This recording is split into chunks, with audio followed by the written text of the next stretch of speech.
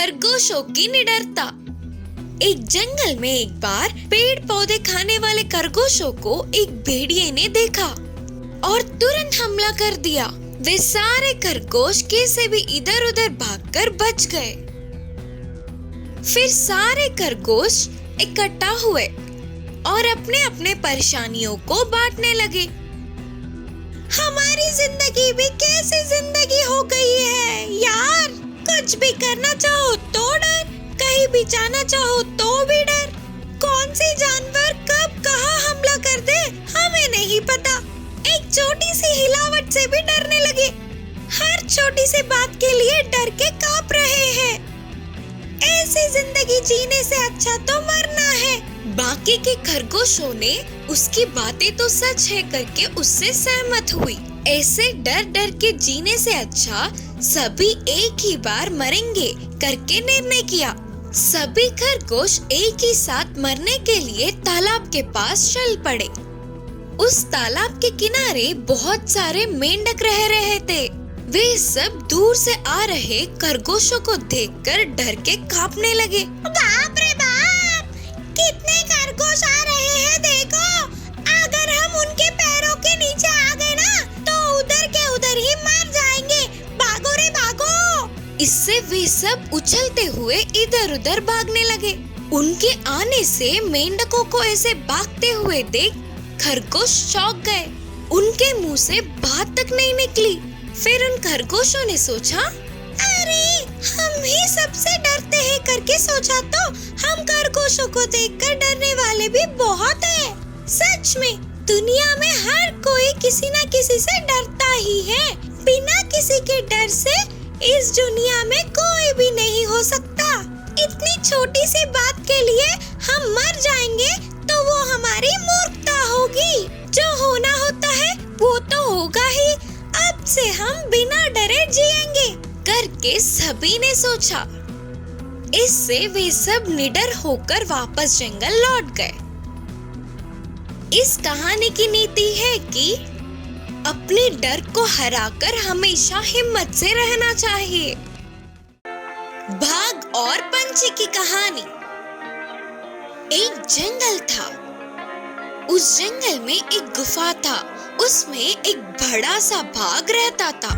वह बाघ भोजन के लिए कोई भी काम करने से पीछे नहीं हटता था। उसी गुफा के पास ही एक पीपल का पेड़ था। उस पेड़ पे एक पंछी रहती थी। यह बाघ और पंछी में उतनी मित्रता तो नहीं थी, मगर कभी कभी बात करते थे। एक दिन बाघ ने बकरी का शिकार करके मार दिया। उसका मांस खाते समय पतली सी हड्डी बाघ के गले में चुभ गई।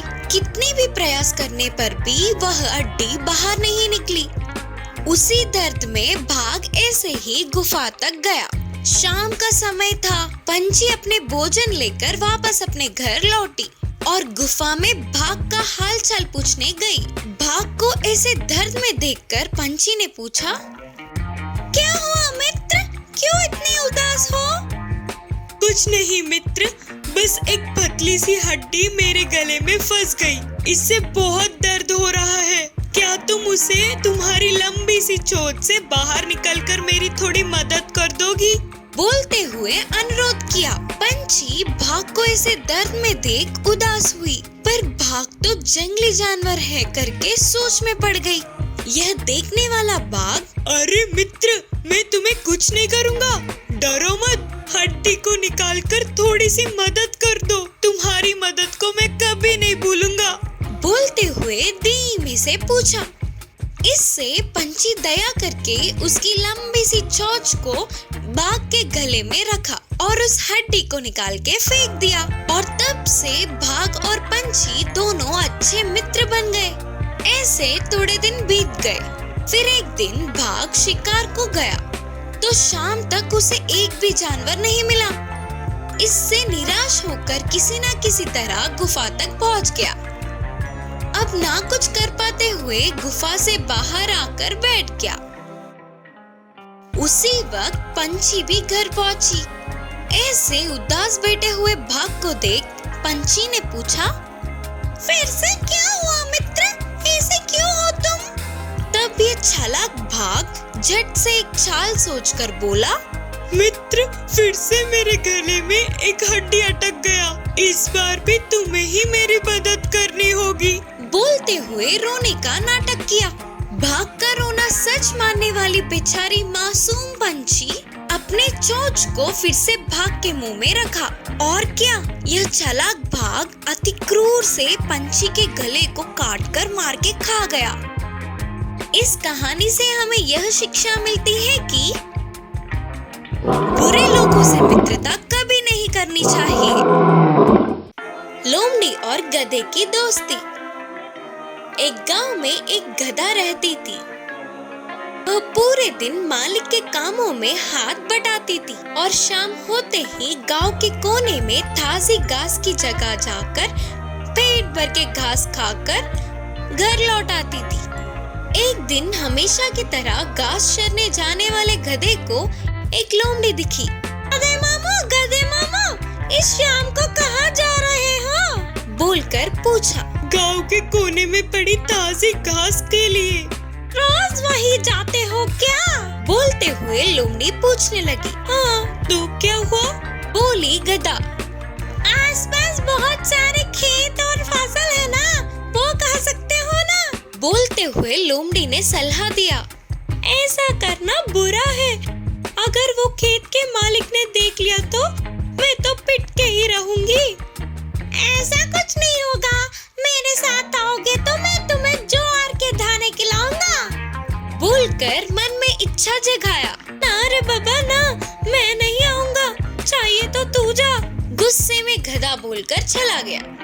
फिर भी लोमड़ी ने ध्यान नहीं दिया। हर रोज ऐसे ही लोमड़ी आकर गधे से मिलके थोड़ी देर बात करके चली जाती थी। ऐसे दिन बीतते गए। एक दिन, गधे मामा, मेरे इकलौते अच्छे दोस्त हो तुम। अपनी दोस्ती की खुशी में मैं तुम्हें दावत देना चाहता हूँ। अरे वाह, दावत कहाँ पर? करके पूछा। मैंने एक ज्वार की खेत देखा था। वहाँ के ज्वार के दाने बहुत स्वादिष्ट होते हैं। आओगे तो तुम भी खा सकोगे। बोलकर लोमड़ी ने जाल में फंसाया। चोरी छुपे खाना बुरी बात है बोलकर लड़ाई करने लगा गधा। चल जाने दे, एक काम करेंगे, तुम खेत के बाहर ही खड़े रहो, मैं खेत में जाकर ज्वार के दाने ले लूंगा। बोली लोमड़ी। वह नहीं आएगी बोल के कितनी भी बार बोलने पर भी लोमड़ी नहीं सुनी और बोली, मेरी दोस्ती के लिए इतना भी नहीं कर सकते क्या? बोलकर लोमड़ी विनती करने लगी। इससे गधा साथ जाने के लिए मान गया। गधे को लोमड़ी अपने साथ ज्वार के खेत के पास ले गई। गधे को बाहर खड़ा करके लोमड़ी अंदर गई। घंटे बीत गए पर खेत में जाने वाली लोमड़ी लौट के नहीं आई। दोस्त, अंदर क्या कर रहे हो? बाहर आओ। बोलते हुए बुलाया गधा।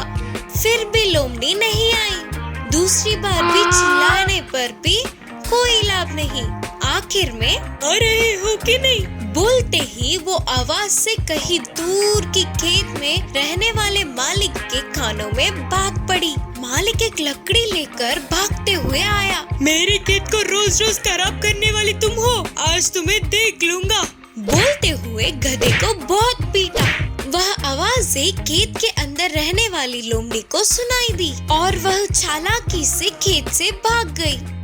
ऐसे चोरों से दोस्ती करने पर गधा पछताकर धीरे से घर चला गया। इस कहानी की शिक्षा है कि दुष्टों से दोस्ती ना करें।